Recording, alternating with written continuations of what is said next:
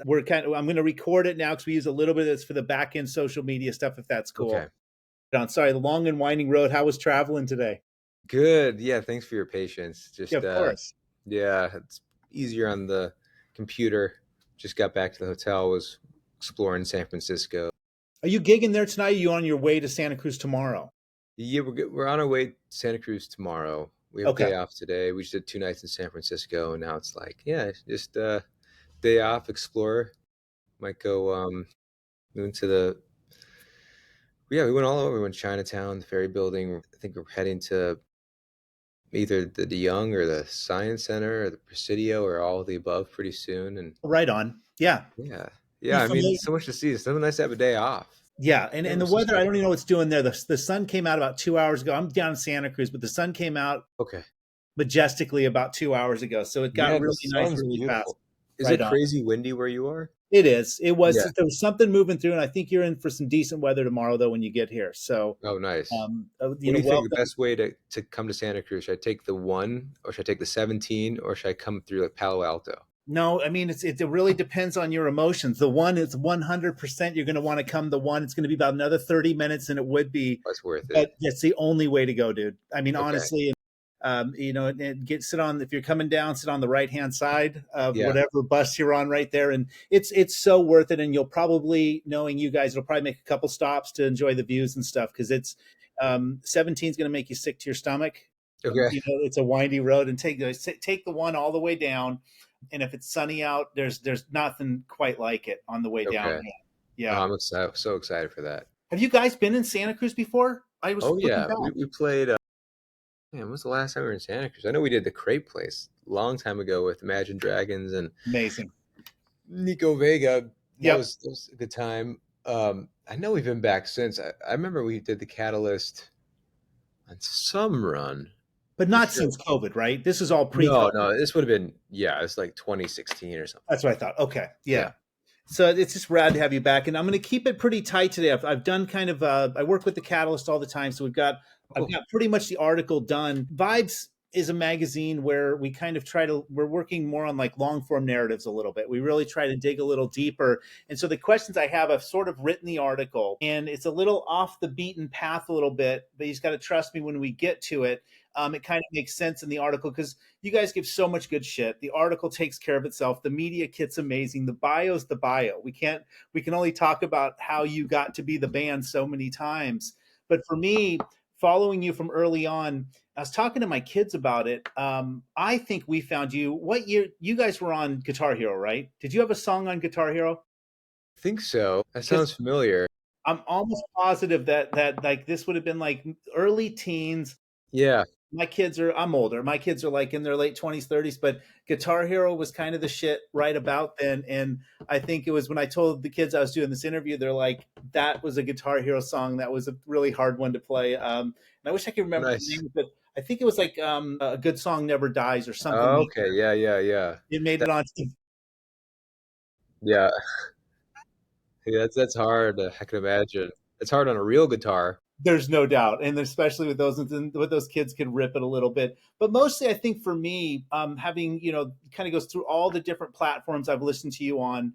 And I did have a chance once we knew we were going to do this to listen back, particularly to the first couple albums. It's not so much the deep dive; it's more for me. What I wanted you to talk about is like the pace of it. Like the first early albums, like almost what you just said right there. There was a pace to those early albums. There was an urgency, I would almost call it, to your music.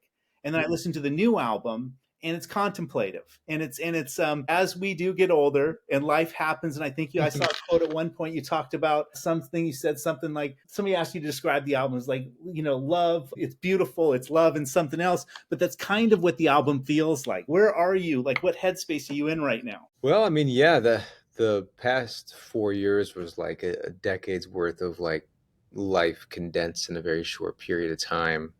And I think it's like that for most of the band members too. But yeah, I feel like we were in a like suspended time with like touring from 2010 to like 2020, where it was kind of just nonstop. And when that all shut down, a bunch of stuff happened very quickly. And then that's definitely the made its way into this album sound for sure. I think some of it too, probably when you mentioned the urgency to the early stuff, was that like on Foreplay, we only had like a day in a studio, and we were kind of at the behest of this producer we were working with because we weren't like self-producing at that time, and so it was like fit as much in as you can. You only get like one take to make it count.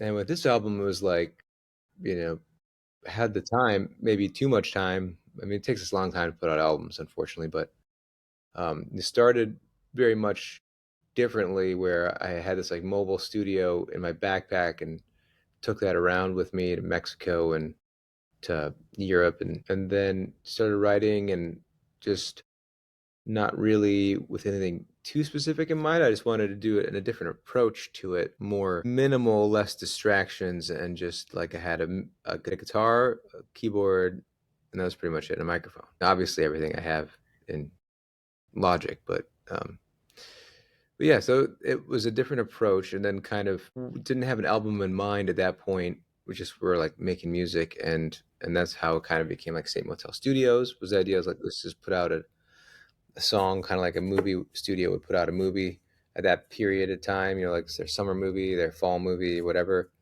And then eventually the label was like, no. The label was like, what are you doing? Yeah, that's not gonna work for us. And so they're like, okay, fine, let's cut it off. Let's make it an album. It feels Yeah, cohesive at this point. yeah. But halfway through, started working with another producer. So yeah, it's a combination of that. But I think there's a through line, that felt, you know, album appropriate.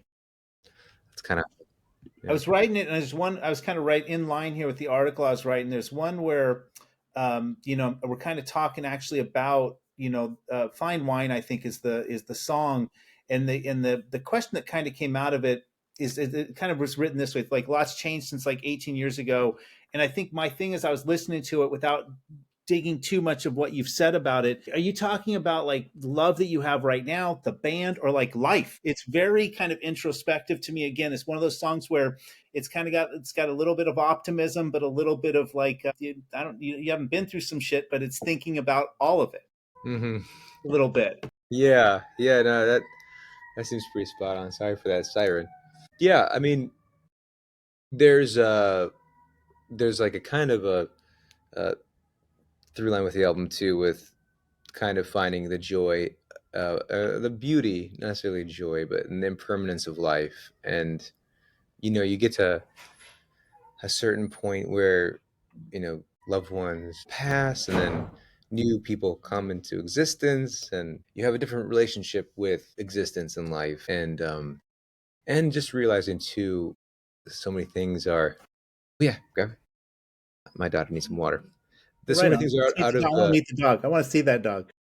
she's eating in the next room, but just things are out of your control, and things are constantly changing and going away and coming back. And I think also coming out of the pandemic, I think globally there was that feeling of things are never going to be the same. And in a very quick kind of succession, I think we've all kind of adapted to it somewhat. Hmm. And it's weird. Like there's things that were great in those days, and then it's like, but I don't think we've ever been as happy as a band, And I think in personal relationships too, like even with all the changes and stuff that like you'd be like, man, never would want that to happen. I think it's like we're we're all in a place where we're happy to be right now. Yeah, I think just thankful for the journey.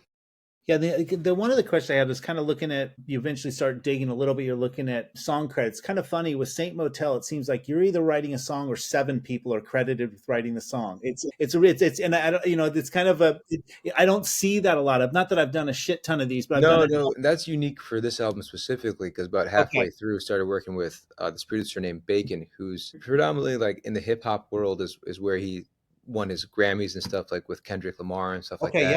yeah, And yeah, in that world, it's not uncommon to have everybody in the kitchen sink. Like someone whistled on a song, and where I'm from, it's like Lennon McCartney. It's like, right, you yeah, know, that's yeah, what a yeah, song writer is, kind of yeah. thing. So that's why you see it like that. And those songs he was driving, and it's like, well, let's "You got a whistle guy?" "Sure." And was that whole experience for you? Was the magnitude of that like sort of a new experience? Was that claustrophobic or was it liberating? Did it what was there emotion in that or I mean, yeah, I mean, I've written I write alone or I'll write with Sharp sometimes, I'll write with other people sometimes, there's mostly I write the music, but like on the past albums, like I've had some co-writes that I really enjoyed, like For Elise was a co-write I did with a friend, like there's definitely some interesting ones and with this producer, and it was unique because it's kind of like a producer band is how I describe it. It's the reason I started working with them is because they like to jam. They like to be in a studio and we like just like make music and it's basically like they're a producer band. One guy's and so they never really, I think, worked with a band before. So gotcha. like it was I went in there and wrote with them and then eventually it was like, yeah, I'm gonna bring in, the dudes and they're like, oh, okay. And or they're like, oh, shit, where do we fit everybody? And everybody, I think they were like kind of Yeah. nervous, like, shit, Yeah. what are we doing here? Like, because normally I think they work with like, a hip hop artist or like Yeah. a pop star, and they're like, Yeah. so then it ended up being awesome because then like we had our drummer and their drummer, one guy son jumped on percussion, and That's we had like amazing. this Yeah. Miami Sound Yeah. Machine thing going on, and Yeah. then That's our amazing. guitarist and their guitarist was like doing these fucking double guitar solo things and like playing around with classical guitar stuff like you'll hear on Take It Slow. Um, you know, uh, I was working with a string guy, but Bacon's also a classically trained violinist, so we had them both in the same time, and it was really fun. It was just like uh, it was a totally different experience. You know, and I think the one that I think was probably would have been like Get It at Home has the most people listed as like creating it because that was like the last one we did, I think, and it was just like everyone was there, and you know, but yeah, I mean, it'll still be like I'll I still kind of approach it like even if it's a song that I'm writing alone or with all these people, I'm still like, it's not that dissimilar of an experience. I feel like even when I'm writing alone, it feels like these things are kind of coming, you're kind of chasing them, and it's like you still have to be like, oh, this is working, this is not, kind of assembling things from various jams and stuff like that, and then finding lyrical bits and yeah. So that's kind of the reason why you'll see like some song will be like it's just one person, and you'll see like whatever 10 people or something like that. But it also it's really interesting to hear that because I think you think of lyrics in this quiet room, Hmm. people sitting together kind of like, but the way you just described it makes the whole album make more sense to me because there's a massive amount of energy in this album. It's weird, like and I guess in a way it's not, by no means is it overproduced, but it feels thought out and it feels big. To me, the album, when I listen to it, it feels big. And not to say the earlier albums were smaller, but this one just feels evolved and a little bit bigger, and maybe that explains, you get a few qualified hands in the pot and that's what you get. Absolutely. Yeah, Yeah. I think, we've worked with some producers in the past and I've produced some of them in the past and like it I think Fine Wine's a good example of like one I'm producing that it's like feels very big to me and as far as I could take it and it still feels smaller to me than like the sonically what like Take It Slow sounds like because even though just working with these guys like the Bacon's crew, they're sonically so adept and like just advanced. They, with less make it sound more. They Total. make That's it sound exactly, yeah. fuller. They make it sound so big and then Yep. there's two different, I guess, mixers that went pretty much over the album. Um, yeah, I think working with them, and that was part of the reason we wanted to too. When we were like kind of decided, like, okay, it's time to this is an album. It was like, yeah, it felt like sonically having this outside kind of ear to take it to that place. And it's not about necessarily musically trying to make it sound like an in sync record or something. It's just like some there's the most intimate music that can sound huge, or like in working with this kind of I think hip hop genre was a good example too because Bacon, most of those guys they're working they're like jazz trained, he classically trained, and they also cut their teeth in hip hop, which I think is a great combination because you have like the harmonies and the chords and all this kind of knowledge of how music works, but then also you're able to, in hip hop especially, it's a lot of sample based stuff and working around that. And our music, because I'm very like melody riff based kind of guy.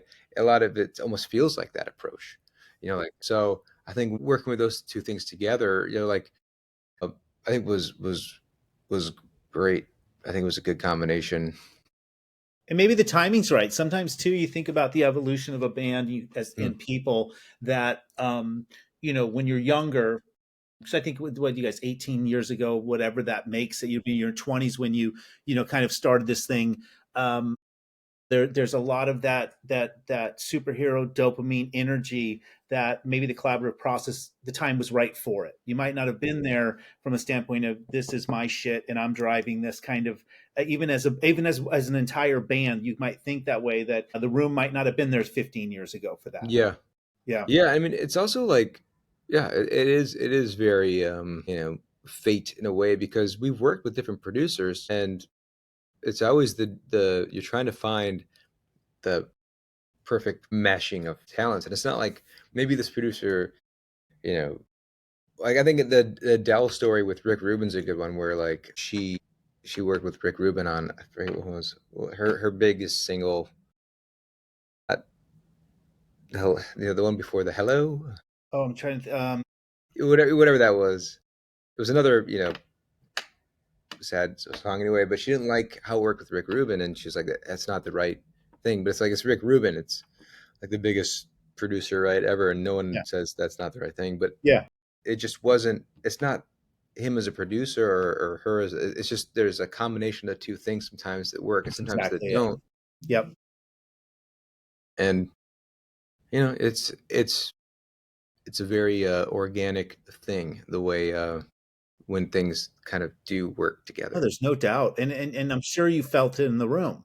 You feel it, like it's like when you're making a dinner. It doesn't have to be music. It can be like, oh, this is going well tonight. Yeah, I could definitely tell when there was like times where I would say something or Bacon would say something right before each other, and then he'd be like, "That's exactly what I was going to say," or I'd be like, "That's Yeah, exactly what I was just going to say," and it's something that like it was pretty obscure, like taking this one twist of a lyric here that happened in the pre-chorus. It needs to be now in the end of the chorus. It was just like yeah. subtle, not important, and it's like that's exactly what I was hearing.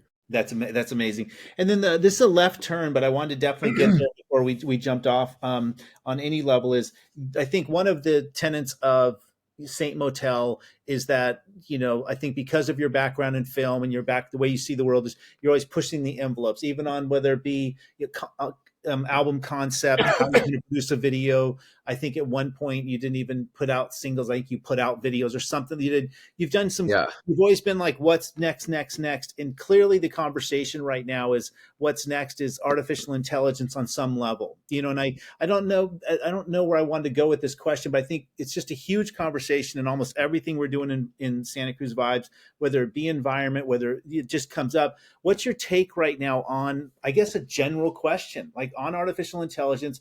Are you down to use it? Is it helpful? Is it the devil? What is it? I mean, probably the most like rational way to approach it would be it's neither. It's just a tool, and it can Hmm. be used for good or bad, and it's just like a really advanced synth. If you are making music someone might like, then they might like the music you make with this new device because it allows you to create different sounds or something that's still within whatever it is that universal aspect of the music you're creating that resonates with them. That's the most like toned down way to approach it. And like on the far end, the scary part is like how Spotify's already using AI to upload, albums. It's mostly in the meditation kind of music stuff, but it's Yeah, already all yeah. competing against other stuff. So in that kind of macro level, stepping out from it, there's obviously some some terror there. But I mean, it's progressing, but it's still like the use cases uh have been different. I think it's gonna be it slowly seeps into everyday use, and it's something to like to keep an eye on to see if it can help make new Yeah. interesting things. Like you can already see like AI movie trailers for things that don't exist that are like on Instagram. They're like, oh, Yeah. Yeah. it's got its own style.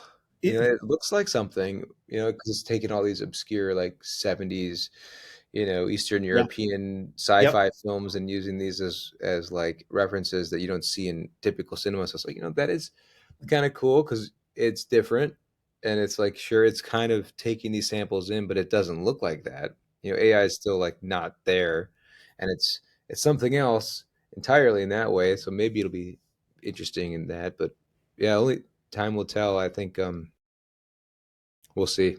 I think in a lot of ways in the music industry, my gut feeling is it has different tenets. Like if you're talking about like artificial intelligence and like shipping logistics, it has its place and it's going to be sort of undefeated. I Hmm. really feel like it's just there's not going to be a competition for that or some customer service aspects, things like that.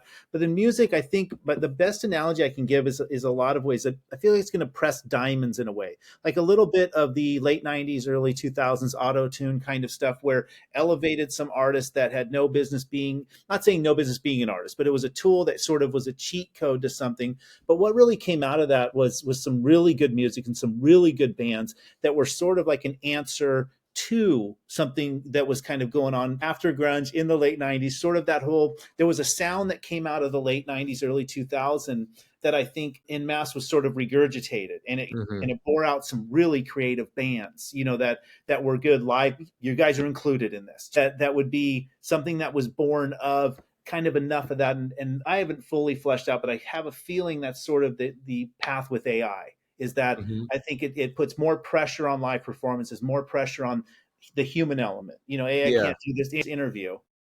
Yeah. Yeah. No, I think that's a good way to approach it. Like as much doom and gloom as it can be, it's like a lot of that's based in unknowns. Right. And if you think of it as like past technological breakthroughs, it has good and bad effects to it. But yeah, like you said, I think the music technology advancing has led to certain things. Like for us, like a lot of the sound that finally broke through for us were dependent on technology of synthesized realistic sounding horns or whatever it is, that Yeah. without that, we probably would have just stuck with guitar rock kind of things. No, and it really is. It's sort of that's that little sort of that is that little Saint Motel. It's kind of that thing. It's that thing Hmm. you guys do. And so and then the other one is I always kind of like to get a little bit global perspective on the I think a lot of times I feel happily feel small in the world. And I realize sometimes what happens is I think I get that from the lowest points are sometimes the best points. And like as far as it's so hard to look at the expanse of the band and AJ as a person, all these ones. But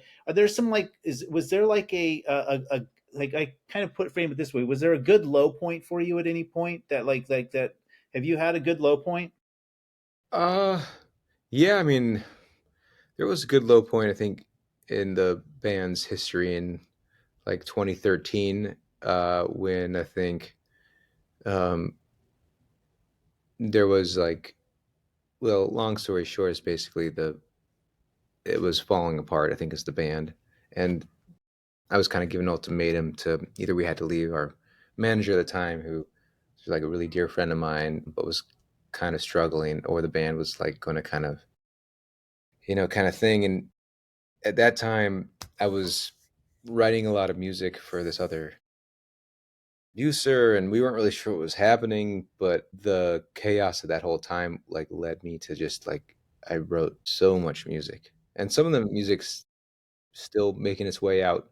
Amazing. But it was like it basically led to the conditions that then would go on to get the band as Yeah. like a career. But it Yeah. was like, I think everyone was about ready to call it, and except for me, because I never had really a backup plan. Yeah, yeah, I love it, love it. Yeah, I mean, but I just I love hearing those stories. I don't think we tell those stories enough because I think a lot of people wallow in it, and I think people a lot of times think they're alone in their low moments. That's the bottom line. Yeah, So I think almost every conversation that we have, or eventually, I kind of like to have that reverse TED talk, not like a TED talk about how fucking awesome I am and this is how you do it. It seems unattainable. Sometimes I think those moments, processing low moments, and this sounds yeah, perseverance and belief or whatever it was. But For there's sure. lessons in there.